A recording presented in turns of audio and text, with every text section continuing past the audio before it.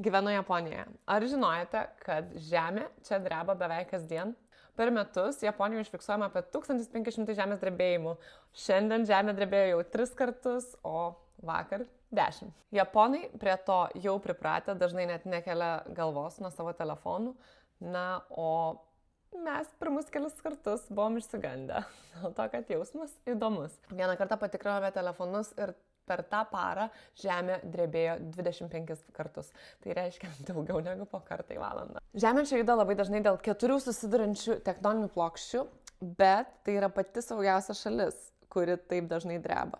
Mokyklos ir darželiuose vaikai mokomi, kaip slėptis, namuose irgi atitinkamai ruošiamasi, na, o telefonai primena apie artėjantį žemės drebėjimą.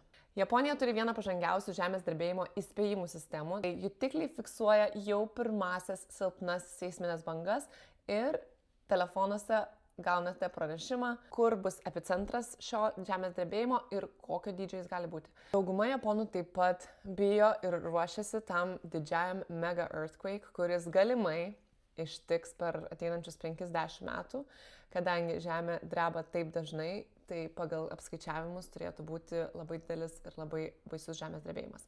Tai nežinau, daug mūsų pažįstamų dėl būtent šitos priežasties nenori gyventi Tokijo mieste. Tai tiek apie drebančią Japonijos žemę, tikiuosi buvo įdomu.